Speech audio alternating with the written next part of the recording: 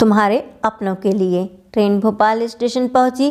खिड़की से ही उसे भैया दिख गए। वे फ़ोन पर बातें कर रहे थे। ट्रेन रुकते ही भैया डिब्बे में उसकी वर्द ढूंढते हुए आ गए।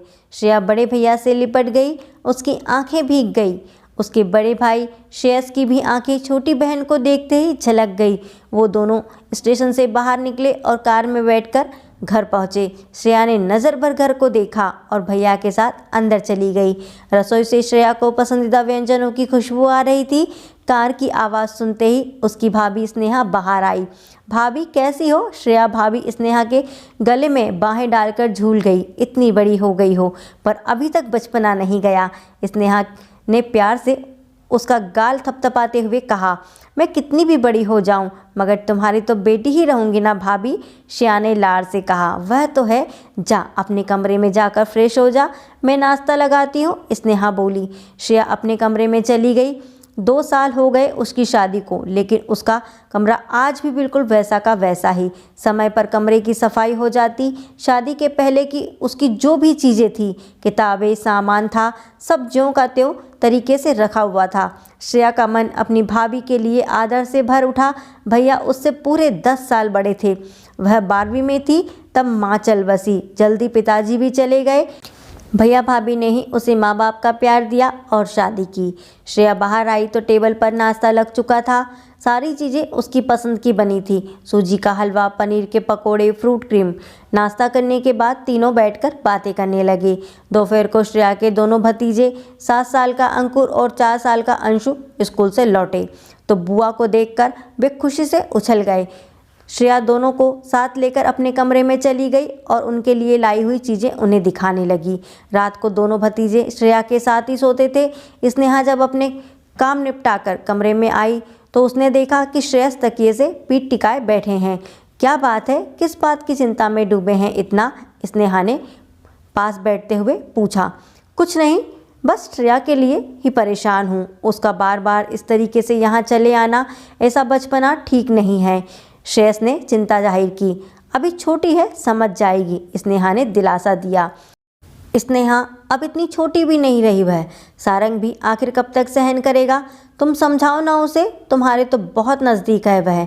हाँ नज़दीक तो है, लेकिन उसके साथ जो समस्या है उस विषय पर मेरा उसके साथ बात करना ठीक नहीं रहेगा। कुछ रिश्ते बहुत नाजुक डोर से बंधे होते हैं। इस बारे में तो आप ही उससे बात करना, स्नेहा ने श्रेयस को समझाते हुए कहा। शायद तुम ठीक कहती हो, मैं ही मौका देखकर बात करता हूँ उससे, श्रेयस ने कहा। आंख बंद करके वह पलंग पर लेट गया, लेकिन नींद तो आंखों में कोसों दूर थी। 2 साल हो गए श्रेया और सारंग की शादी को। सारंग बहुत ही अच्छा और समझदार लड़का है। श्रेया को प्यार भी बहुत करता है। दोनों ही एक दूसरे के साथ बहुत खुश थे, परंतु अपने वैवाहिक जीवन में श्रेया ने ही खुद समस्या खड़ी कर ली। सारंग दिल्ली में एक मल्टीनेशनल कंपनी में उच्च पद पर आसीन है। उसके माता पिता उत्तर प्रदेश के एक छोटे से शहर में रहते हैं। सारंग पढ़ाई में बहुत तेज था। वह दिल्ली में रहकर पढ़ा और वहीं जॉब भी लग गई। भले ही उसका उठना बैठना दिल्ली के उच्च वर्ग के साथ है, मगर वह खुद जमीन से जुड़ा हुआ है। श्रेया अपने जीवन में बस सारंग का साथ चाहती है। उसे सारंग की फैमिली, माता पिता, बहन, जीजा सब बैकवर्ड लगते हैं। वह ना तो उन लोगों को अपने घर आना जाना पसंद करती है और ना ही सारंग का वहाँ जाना उसे पसंद है।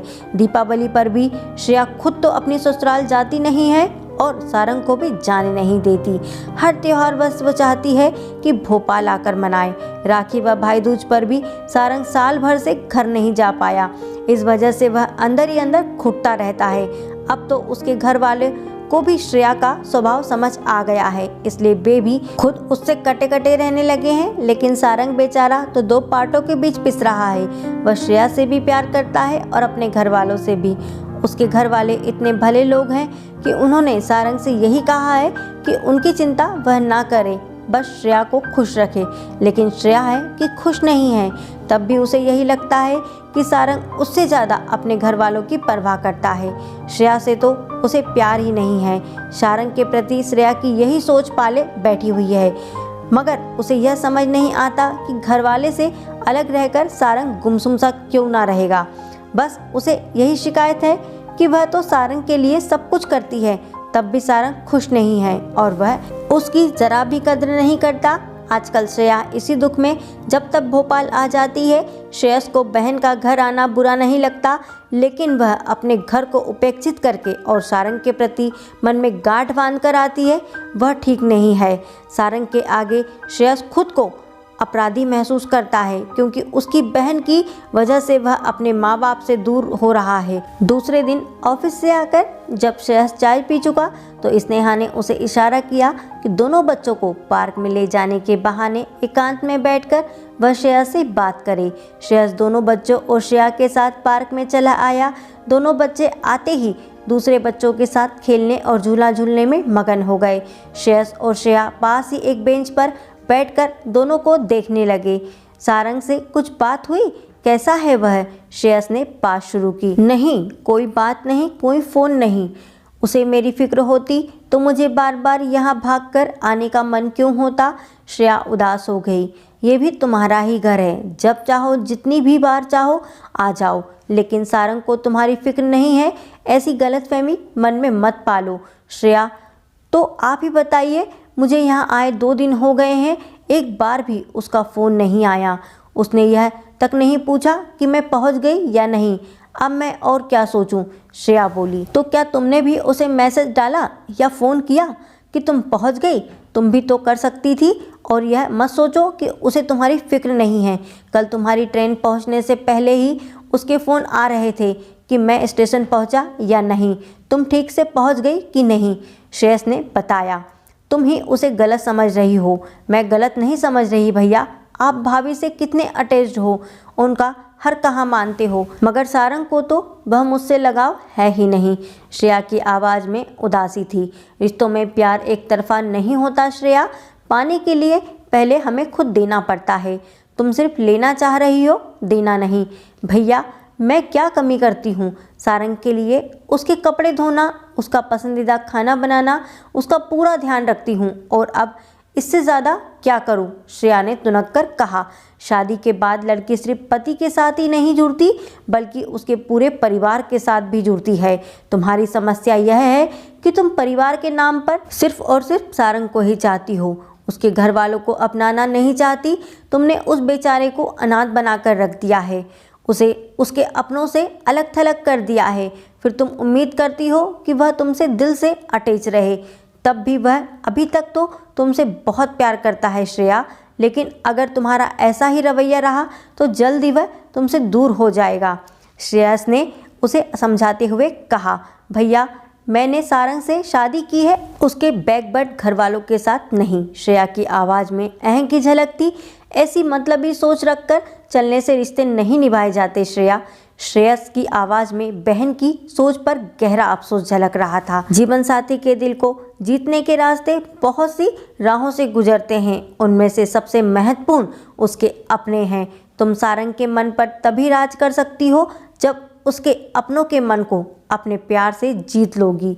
मुझे किसी का मन जीतने की ज़रूरत नहीं है, श्रेया ने रूखे स्वर में बोली।